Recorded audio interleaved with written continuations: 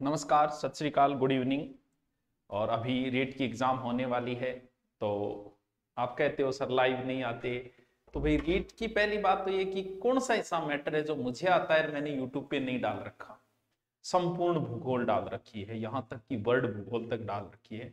आपके मुगल लगते हैं वो तक मैंने डाल रखे हैं, हिस्ट्री डाल रखी, कल्चर, संपूर्ण हिंदी ग्रामर जो मैंने डाल रखी है वो पढ़ लो। रेट का कोई क्वेश्चन उससे बाहर नहीं मिलेगा। यार बहुत भयंकर लागे रहे थे। बताओ लास्ट टाइम में फेंकूंगा थोड़ी, थार दिमाग थोड़ी खराब करूंगा।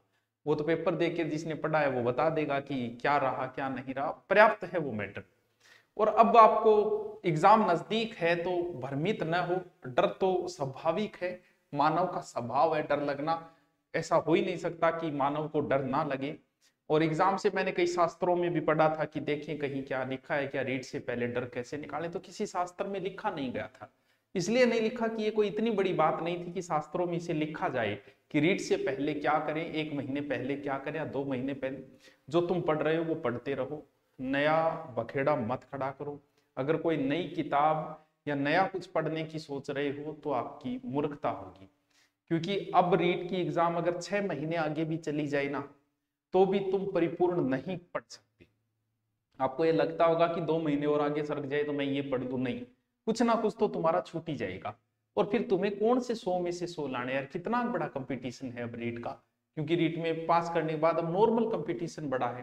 तो कुछ बच गया तो छोड़ दे उसको, बच गया अरे एक बच जाने दे, 10% बच गया, 90 बच गए तो भी तुझे 90 कौन से 90 पूरे करने हैं तेरे को। 80%, 75% ले आएगा तो भी हो जाएगा। फिर आता है सर पेपर इजी आएगा कि टफ आएगा। यार क्यों इस भ्रम में पड़े हो। तुम बीएड कर चुके हो, तुम्हारे अंदर इतना कॉन्फिडेंस ही नहीं। तुम बताओ, मान लो पेपर इजी आया तो सबके लिए इजी आएगा, टफ आया तो सबके लिए टफ आएगा। ये तो हो नहीं सकता कि टफ पेपर आए और नए पढ़ने वाला पास हो जाए। ये तो हो नहीं सकता कि इजी पेपर आए और नए पढ़ने वाला पास हो जाए। पास वही होगा जो पढ़ेगा। भले ही पेपर इजी आए, भले ही पेपर टफ आए, इससे कोई फर्क नहीं पड़ता। जब तक हम किसी चीज का सामना नहीं कर लेते तब तक हमें डर सताता है। जब कभी आपने देखा 10वीं के पहला पेपर होता है इंग्लिश का, उस समय सबसे ज्यादा डर होता है। लास्ट पेपर आते आते बच्चा कई बार तो पेन ही भूल जाता है। और पहले पेपर में सारी तैयारियां, नींद नहीं आती। तो जब तक हम सामना, कई बार कभी अगर आपको भाषण देने का मौका मिला हो, जब तक व्यक्ति स्टेज पे नहीं जाता तो वो बैठे सोच ही बोक रहे अपनी बारी आओगी रापैया बोलांगा मियाँ बोलांगा। उसे डर रहता है, जैसे ही वो माइक का सामना करता है तुरंत डर निकल जाता है। ये डर है पेपर में बैठते ही तुरंत निकल जाएगा। लास्ट समय है, यूट्यूब पे अगर आप पढ़ते हो तो अच्छी बात है, लेकिन फिर भी अगर कोई चीज पढ़ रहे हो ना तो उसे डबल स्पीड करके पढ़ो।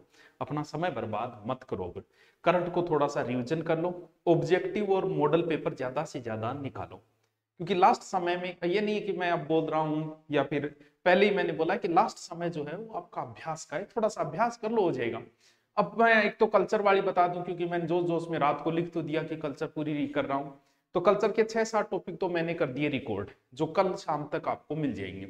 वो स्पीडली रिपीट किए, आपका समय बर्बाद ना हो एग्जाम नजदीक होने की वजह से। स्पीडली रिपीट किए।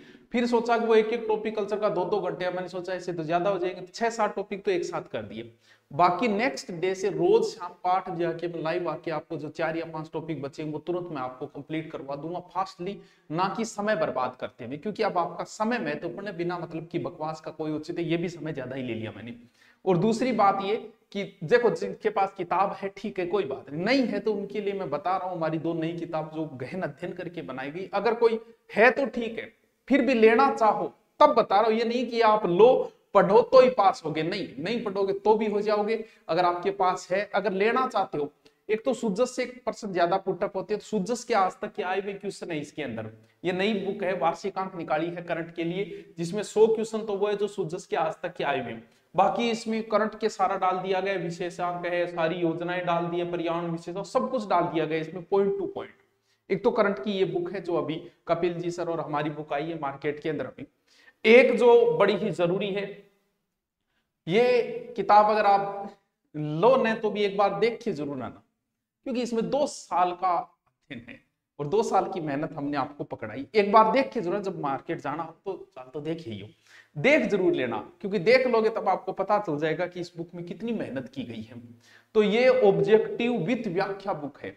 और इसमें है क्या, इस बुक के अंदर आप देखोगे वो जो टॉपिक जो आपके राजस्थान अध्ययन के टॉपिक वाइज उठाए देखे, छठी क्लास की सारे ऑब्जेक्टिव बनाए, उसकी व्याख्या किए, कुछ नहीं बचता है। अगर आपका ऑब्जेक्टिव अभ्यास 5 दिन में आप इसको पढ़ दोगे, इतनी रुचि करे कि आप लेके बैठ गए 5 दिन, सटागी खड़ा होगा।